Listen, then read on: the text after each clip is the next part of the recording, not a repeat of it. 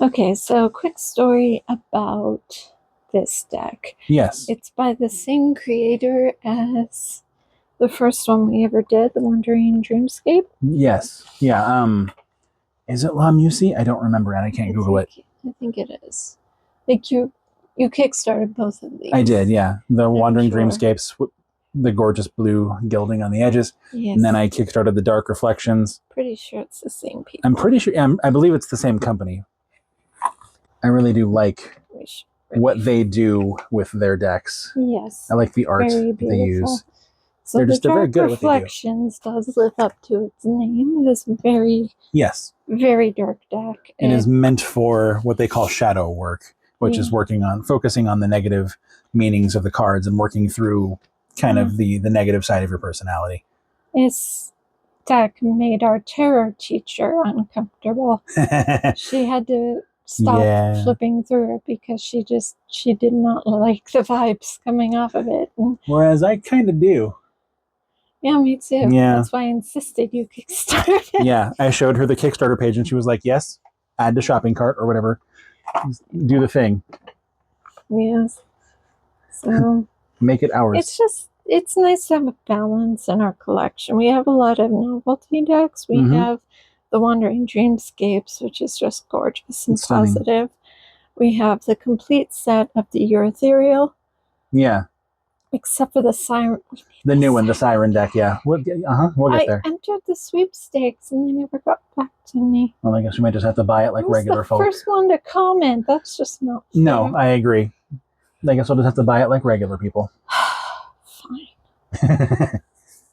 So anyway, yeah, that was a fun little detour at the beginning of our video. I can edit in and out as I see fit. Of course. So yes, the Dark Reflections flip through. Sorry. You cannot become the best version of yourself until you love your worst version, because after you give love to your darkness, the light comes, and that is the path to healing. And I agree with that a lot, at least on principle, because toxic positivity is just as bad as toxic negativity. Oh, yeah. Having someone who relentlessly refuses... people in my life. Yeah. Someone who just absolutely refuses to see any... even entertain the idea that something might be bad. Oh, hey, it is lemon seeds right there in the back of the book. Hey, look at that. Yeah, the Pollyanna people are exhausting, quite frankly. And I refuse to waste my time with people like that because they are turning their backs on people who are suffering. Mm-hmm. And what good does that do? It doesn't. All right. Acknowledging the darkness isn't the same as accepting the darkness. Right. So, standard kind of guidebook. They have their own vibe of how to use this. It has its own spreads, as all of these guidebooks do. And then, of course, little blurbs about all the cards, how they interpret the cards in this particular deck. And it does come with just one, I think, extra card at the end, the shadow card. Mm-hmm. So it's a normal tarot deck up until the very, very last card, the shadow card, which represents the unconscious, repressed aspects of the self, often indicating a need to confront and integrate hidden fears and desires to achieve wholeness. So, without further ado,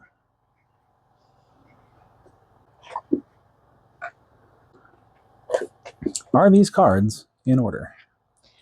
So, I don't know if we're going to catch this on the... Oh, we are, I think. Yeah, that's showing up pretty well. So the gilding on this card, it's kind of a black background, but it's got like a rainbow sheen to it. Iridescent. Yeah, it sort of looks like an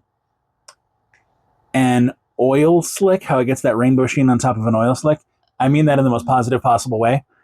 Yeah. But like, you know how like if you see oil on the ground and it catches the sun a certain way, you get the rainbow colors on top of it. It reminds me of that. The back of the card is the same design that's on the tuck box. There we go.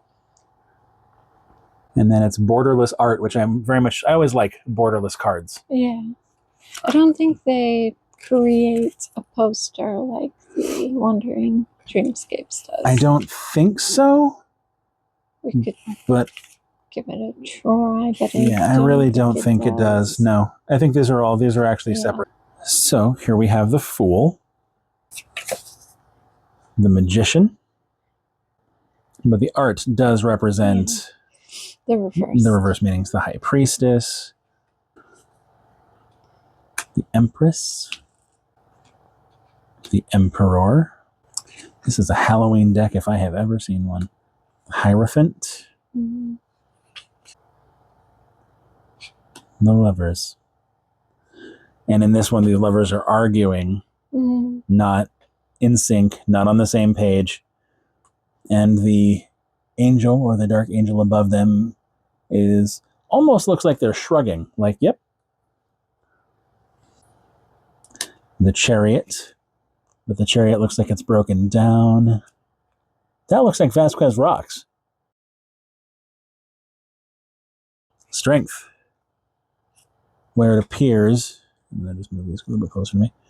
The lion and the girl are not on good terms.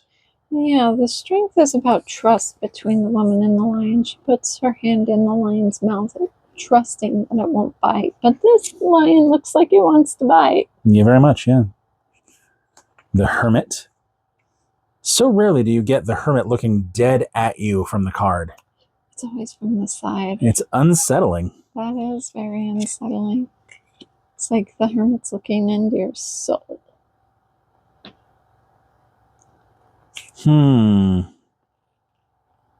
Wheel of Fortune. I suppose that doesn't really... Okay. It almost looks like the Hermit and Strength could connect, but not quite. The Wheel of Fortune. Justice. The scales are unbalanced. And Justice is peeking. She's lifting the blindfold a little bit. The Hanged Man.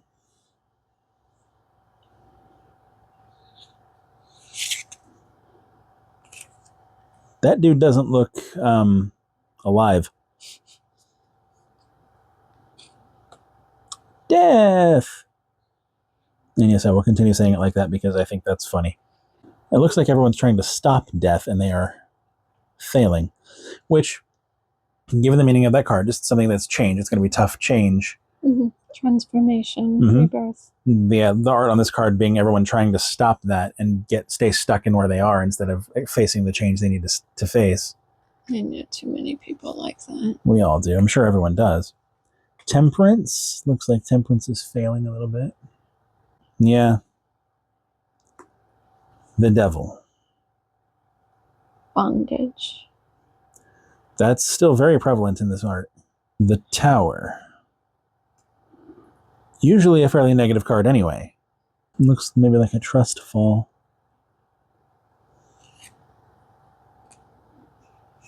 The Star. I almost read that as the Scar. It does kind of look like a C. A little bit. That font is a bit ambiguous, but it's the Star. Normally representing hope, but she looks fairly hopeless. Yeah. Out of the pictures look like they might be empty. Yeah. Isn't it the Star that usually has the lobster in it? Yeah. No. Or is that the moon? That's the moon. Which is next. And there's the lobster. There at the bottom. The dog and the wolf are... Well, the wolf is scaring the dog and the lobster is present. All right. The sun eclipsed. Horse with blazing red eyes. Yeah. The sun is all about light and shining into it. And stepping into the light. And seeing the truth. And truth. And yeah, it's uncomfortable. I can see why the vibes might be off for some folk. Judgment. This is not a positive rising to your reward kind of judgment. This is a you're going to the bad place. It's graves and just endless marching rows of people marching through a fiery landscape. And the World. The Ouroboros and Skulls. All right, and now that's the major arcana, minus the two special cards, which we'll get to at the very end. Well, we could just throw them in now, actually. It honestly makes more sense for them to be grouped with the major arcana. So we have the Shadow. All right, this card represents the unconscious, repressed aspects of the self, often indicating a need to confront and integrate hidden fears and desires to achieve wholeness. Yeah, that's a creepy piece of art, too. And then we have light. This card represents illumination, inspiration, and clarity, often indicating a time of insight, understanding that leads to positive transformation. So it's kind of like the sun, and then the shadow kind of reminds me of death or judgment. A little bit, yeah. All right, another minor arcana. We have the Ace of Wands. Arm holding a wand, a flaming something in the background. The Two of Wands. Three of Wands. And each suit has its own color. Wands are very orange in this deck. And they usually are, really. Yeah. Fire and such. Yeah. Five of Wands. I feel like some of these cards could very easily go together, like in a mural kind of a way, but not necessarily across a suit. It's weird. Like I'm seeing stuff that almost lines up. It's bugging me. Like there's got to be something in there. Maybe we can try and put it together and see if that maybe works out. Six of Wands. The Seven of Wands. 8. And just ominous. All of it's very ominous. The Nine of Wands. Hoarding what you have while the world burns down around you. Is that what that is?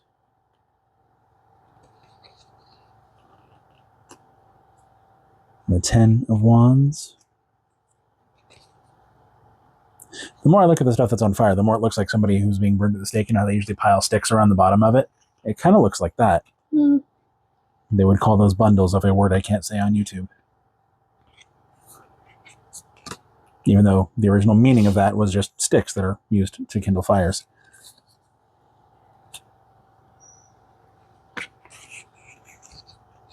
Knight of Wands. Oh, that is a cool mane. It is. Flaming horse mane? Yeah. Queen of Wands. Oh, she got one of them Sphinx cats. And a dying sunflower. Those Sphinx cats are creepy. I will not be accepting questions at this time. Well, if you're allergic, it's best you not have a furless cat. Yeah, I know. Weirdly. Because it's the saliva that's the problem, not the fur. Yeah. Yep. And the King of Wands. Did I say that? I think I might have said that. All right. Ace of Cups. Suit color is blue, as per usual, but this time the cup is upside down and empty.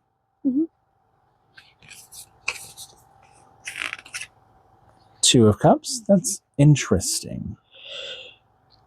The Staff of Hermes in the middle there. Which does not represent medicine, despite what we have done with our hospital signs. And the pairs facing away from each other. Yes, so it is not the harmonious meeting of union. They're on the opposite sides of the river, too. Yeah. Celebration card. Three of Cups, yeah, that... Are they missing a lady? Where's the... background on the left. No, but they're not together. They're not together. What is she doing? Digging with a shovel. Interesting. There's a lot of subtext in that card. Four of Cups. Yikes.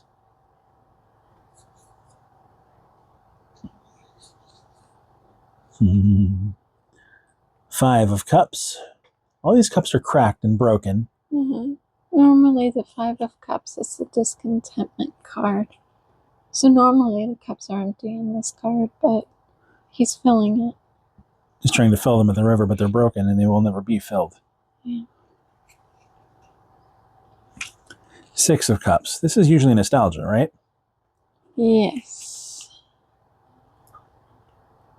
He doesn't seem to be happy remembering things. No, he's sitting down looking kind of dejected. Behind him is a fountain he can't fill his cups at. Yeah.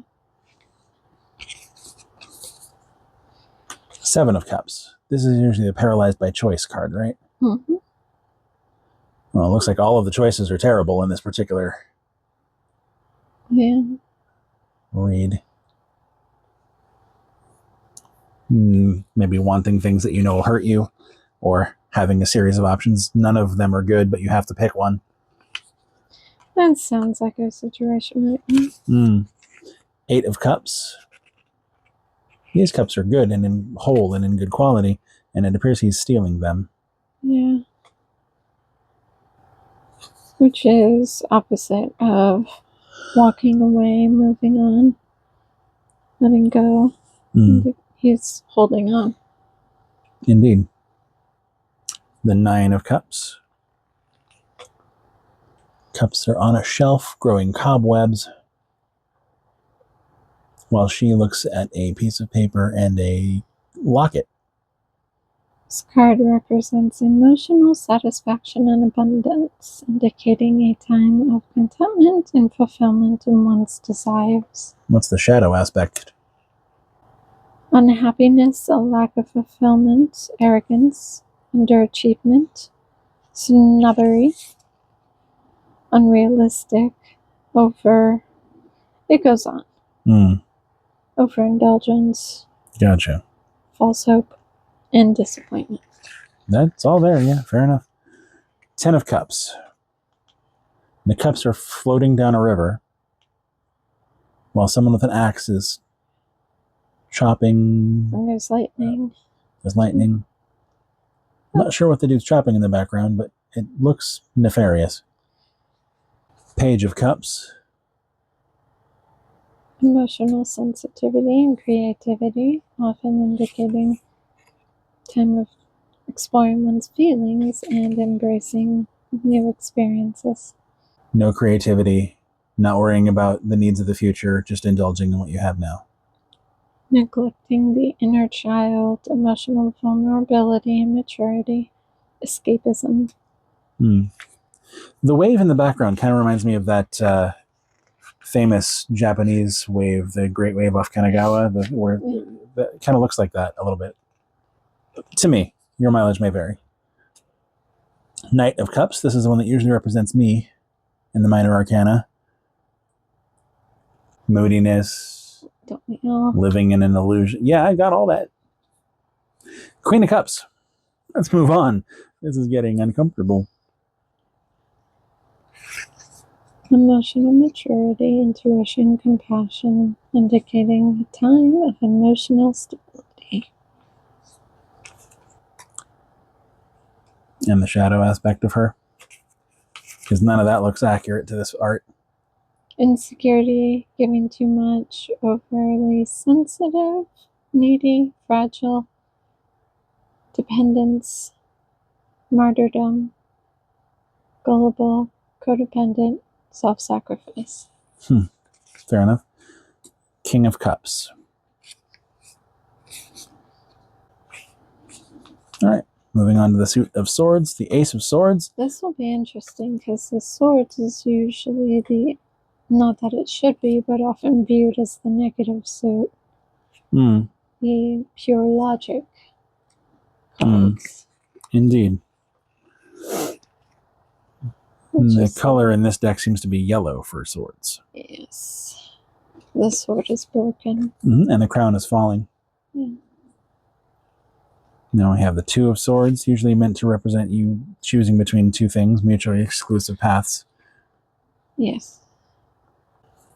Three of Swords, still pretty much the same as it usually is. Yeah, that's the heartbreak card. Yeah. But even the shadow meaning is pretty depressing here. Loss, being irritable, conflict, stressful change, misunderstandings, hurt feelings, heartbroken, being in painful situations. So it doesn't seem like that has much of a reverse here. No, I'm pretty sure this card is just negative at the moment. All right, 4 of Swords. Looks like somebody's climbing out of a tomb, which is always creepy. Yeah. Looks like someone didn't get their nap. What's a nap? All right, 5 of Swords. 6 of Swords. It's the moving on card. Yeah, that's still pretty prevalent here. That's the opposite of moving on. It is. 7 of Swords. Normally the trapped card. Still kind of there. Yeah. Dude is kneeling and bound. 8 of Swords. 9 of Swords. Nightmare card. There's clearly a monster under the bed. Yep. But despite all that, and maybe I'm just crazy, but it looks like she's sleeping a little bit peacefully. 10 of Swords. Betrayal card. Yeah, that's still accurate here. This card represents betrayal, defeat, pain, often indicating a time of extreme difficulty and the need to accept and release the past to move forward. So that's what the card would urge you to do, but the reverse would indicate that you don't want to move on. You want to hang on to the past because the pain you know is more comfortable than the pain you don't. Page of Swords. The Knight of Swords. He's battered. The Queen of Swords. She's holding the heart in her hand. The King of Swords. That one's interesting to me. He's holding the keys, but the amount of webbing around the bottom of that throne indicates that he hasn't moved in some time. I don't know that that king is still with us. All right, moving on to the Pentacles. Ace of Pentacles. And the Queen is upside down. Yes, 'tis. The Two of Pentacles. I find it interesting, A, that he has dropped one of the coins that he's usually juggling, and that up in the background behind him is the infinity symbol indicating the juggling that is usually in front of him. So the juggling has failed. You're not able to hold it together. 3 of Pentacles. Usually the apprenticeship card or the slow building towards financial security. I'm not sure what that looks like here. The 4 of Pentacles. This is usually the miser card, right? Yes. The holding onto what you've got. In this case, 2 of the coins are being taken away. Reckless spending. She's holding the coins out like she's giving them away. True. While her clothes are torn. 5 of Pentacles. The Poverty card. We still have a Tiny Tim looking dude over here. But they're moving toward something. 6 of Pentacles. Being generous to some and not to others. Yeah. Because you can see the guy begging at the bottom. But they're ignoring him. But yeah, they're ignoring him. 7 of Pentacles. The shovel is broken in the bottom right.